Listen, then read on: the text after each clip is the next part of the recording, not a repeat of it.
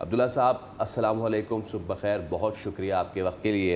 As we are talking तो एक amphibious USS Tripoli भेज दिया गया है ख़ित्ते में। खार्ग आइलैंड पे इस वक्त नज़रें हैं अमेरिका की, और हालांकि उन्होंने 5 से 10 दिन का तवक़्क़ुफ़ दिया था, लेकिन उसके बाद अब खबरें ये आ रही हैं कि ट्रंप ने सीधा सीधा इंदिया दे दिया है कि अगर ईरान बातें नहीं मानता हमारी, we are going for the land invasion. But my question is, ये अमेरिका जो कर रहा है, अमेरिका कर रहा है, ठीक है, अमेरिका लैंड इन्वेजन की सोच रहा है, अमेरिका ट्रुप्स भेजने की सोच रहा है, नॉल इस सारे मामले में इसराइल कहाँ है जिसने जंग शुरू की थी? इसराइल तो लाए ना अपने बूट्स ऑन ग्राउंड। बिस्मिल्लाहिर्रहमानिर्रहीम, बहुत बहुत शुक्रिया आपका और सुबह बखैर। देखें, जहाँ गुड तक मॉर्निंग। ताल्लुक है अमेरिका का, अमेरिका तो चलता ही धमकी के ऊपर है। आप वॉशिंगटन पोस्ट और पॉलिटिको फैक्ट, ये दोनों जराइद अमेरिका के अपने हैं, और ये कहते हैं कि डोनाल्ड ट्रंप साहब की स्पीचेस, उनके जो सोशल मीडिया पैगामात और दीगर कमेंट्स, तकरीबन ऑलमोस्ट 30,000 ऐसी चीजें हैं जो झूठ के ऊपर मबनी हैं, धमकियों के ऊपर हैं, जो मिसलीड करती हैं। ये उनका अपना मीडिया ये बात कह रहे हैं, और वॉशिंगटन पोस्ट बहुत बड़ा, आपको पता है, जी। जरीदा है।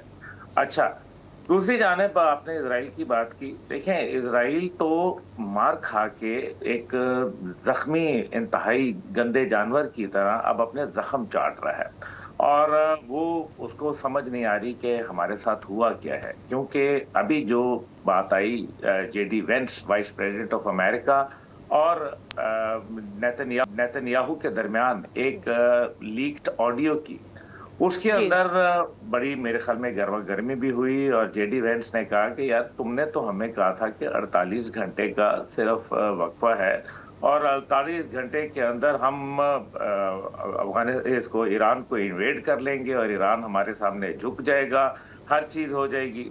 तो आप मुझे ये बताइए कि क्या अमेरिका ने बिल्कुल अंधा यकीन किया इजराइल के सजेशंस का, या और उनको खुद अपनी कोई उनकी इंटेल नहीं थी, इंटेलिजेंस नहीं थी, कोई उनकी ऑपरेशनल तैयारी नहीं थी, कोई प्लानिंग नहीं थी, कोई इस वॉर के रिपरकशंस के हवाले से उनको नहीं मालूम था कि इस वॉर के अंदर कितना इसके मुख्तलिफ जावियों पे नुकसानात होंगे, जिनके अंदर जाहिर है एक अस्करी नौयत तो एक साइड के ऊपर कर दे। उसके बाद आप देखें कि अस्करी नौयत के साथ साथ आपको पता चलता है कि इसके जो स्ट्रेटेजिक पहलू थे, यानी कि आबनाए हुर्मुज, ये भी एक स्ट्रेटेजिक पहलू था।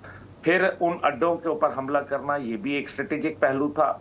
और साथ ही साथ ईरान की मिसाइल कैपेबिलिटी को अंडर एस्टिमेट किया गया, यानी कि इंटेलिजेंस नहीं थी, इनके पास इंफॉर्मेशन ही नहीं थी। मैं राइट। आपको ये बताऊं, फैसल करीम साहब, के जब ये अफगानिस्तान के अंदर आए थे, तो आपको हैरान होंगे ये सुन के कि इनके पास अफगानिस्तान के ग्राउंड वाले नक्शे मौजूद ही नहीं थे, जी वाह। जी। और ये सोच रहे थे कि हम आएंगे और वहां पता नहीं हमला करके बर्बादी कर देंगे। या पहली बात यह है कि अब अमेरिका की अगर तारीख के ऊपर नजर डालें, तो हमें यह पता चलता है कि अमेरिका ने आज तक बूट्स ऑन ग्राउंड करके कहीं कोई फतह नहीं की। या वेनेजुएला का वाकई में कोई वो ये नहीं था, लेकिन वो अब्दुल्ला एक साहब, सॉरी टू ऑपरेशन कट था। You, yes I completely agree with you कि कभी भी अमेरिका को कामयाबी नहीं मिली wherever they have put their boots on the ground. But the point is कि हम ये जानते हैं कि उस मुल्क की तबाही कितनी हुई है। हमने इराक में देख लिया, हमने अफगानिस्तान में देख लिया, जिस सिचुएशन में उस मुल्क को वो छोड़ के गए, वहाँ पर अब क्या सिचुएशन देख रहे हैं। वहाँ अमरीकी असलहा मौजूद है, वो पाकिस्तान के खिलाफ इस्तेमाल, ऑल दीज फैक्टर्स, राइट। अब अगर ईरान में इन्वेड करने का सोचता है अमेरिका, ये बात बिल्कुल ठीक है कि उनको जीत नहीं मिलेगी, लेकिन ईरान का जितना नुकसान पॉसिबली हो सकता है, और जब तक ईरान ये कहता रहेगा कि हमें फ़र्क नहीं पड़ता, आप लाना चाहते हैं आप आ जाएं अपना ट्रूप्स लेकर यहाँ पर, तो मेरे ख्याल में कुछ तो अमेरिका को करना ही पड़ेगा अपना ज़ोर ज़बरदस्ती करने के लिए। और क्या ये सिर्फ ज़ोर ज़बरदस्ती है? सादिया सैमसन साहिबा, देखें, बात यह है कि अमेरिका ने जो करना है वो तो करना है, आप उसको रोक नहीं सकते, क्योंकि वो उसके पास ताकत है। लेकिन आना उनकी मर्जी होती है, जाना उनकी मर्जी नहीं होती। ना वियतनाम से वो अपनी मर्जी से निकले थे, और ना लाओस से, और ना ही वो अफगानिस्तान से निकले, और दीगर सोमालिया वगैरह। इसका मकसद यहाँ ये कहने का है कि ताकत है, बर्बादी फेर सकते हैं, इसमें कोई शक नहीं है कि ईरान के अंदर तबाही फिर गई। लेकिन आज रोजाना मगरिब की नमाज के बाद पूरे ईरान में अवाम बाहर निकलती है, हुकूमत के साथ यकजहती का इजहार करती है, क्योंकि दिल में उनके अमेरिका के खिलाफ नफरत बढ़ गई है। And you will be surprise to know as well कि दुनिया में जहां जहां जंगें हुई तो हमेशा ये हुआ कि बहुत सारे लोग हजारों की तादाद में गैर ममालिक में जाके पनाह गजीन हुए। इस वक्त अभी तक this is the first country जिसके अंदर किसी ने अभी जब से जंग शुरू हुई है पनाह गजीन होने का कहीं उन्होंने दरखास्त नहीं दी। राइट। जिनके बच्चों के चीथड़े उड़ा दिए, जिनके घरों को रेज टू ग्राउंड कर दिया, जिनके कारोबारों का सत्यानाश कर दिया, डू यू बिलीव कि ये नेशन सरेंडर करने के लिए तैयार है? याद रखिए, the nation who refuses to surrender can not be defeated. मतलब यहाँ ये है। लेकिन अब्दुल्ला नुकसान साहब, तो आपको होता है। लगता है कि अमेरिका चाहता है कि ईरान को डिफीट करना है?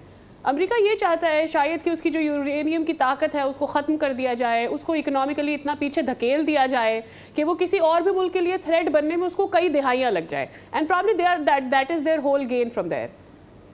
ये तो बात है बिल्कुल, लेकिन अमेरिका ये सारा कुछ चाहता है, लेकिन अमेरिका को ये भी समझना चाहिए कि अगर वो इस रीजन में रहेगा और वॉर यहाँ रहेगी तो फिर इसका मतलब ये है कि अमेरिका के लिए जो बतौर एटीएम तमाम गल्फ कंट्रीज हैं वो फिर काम नहीं कर पाएंगी। उनके पास ना टूरिज्म होगा, ना उनका कारोबार होगा, और साथ ही साथ ये है कि उन ममालिक के अंदर एक मुआशी अदम इस्तेहकाम, तेल की पैदावार खत्म, एलपीजी की पैदावार, एलएनजी की पैदावार जीरो, और बाकी भी जो मुआशी नुकसानात हैं वो हो जाएंगे। आबनाए हुर्मुज पे देखे ना, अगर लेट से के 2 महीने में या 1 महीने में अगर एक भी शिप को नुकसान पहुंचता है तो क्या P&L क्लब जो कि तमाम शिपिंग लाइनर्स के लिए इंश्योरेंस प्रोवाइड खत्म कर दी, तो ये कौन है? ये जो फरिश्ते चला रहे हैं मिसाइल। तो इसका मतलब यह है कि अमेरिका के सदर का झूठ उनका अपना मीडिया उनको साबित कर रहा है। 80 लाख लोगों का बाहर निकलना और साथ ही साथ 3200 शहरों के अंदर मुजाहरे होना, ये किस चीज का पैगाम दे रहे हैं? और फिर अमेरिका जहां जहां माजी में गया उसके साथ लोग मौजूद थे। अफगानिस्तान की मिसाल ले लें, 48 countries were part of ISF forces, लेकिन क्या आज वो वहां मौजूद हैं? तो इसका मतलब है कि अमेरिका की ना इंटरनल सपोर्ट है ना एक्सटर्नल सपोर्ट है। ईरान ने जो चाहा diplomatically, politically, militarily, strategically, financially उनको आइसोलेशन की तरफ लेके गया। जापान और साउथ कोरिया जैसे ममालिक आज जो उनके एक जमाने में बिल्कुल हाथ के नीचे थे, थंब के नीचे थे, आज वो उनके साथ 2 जहाज भेजने के लिए आबनाए हुर्मुज में तैयार नहीं है। इससे ज्यादा और क्या पहलू होंगे इस जंग के? लेकिन सर, हाँ बिल्कुल, आपने इसको you put it aptly right now.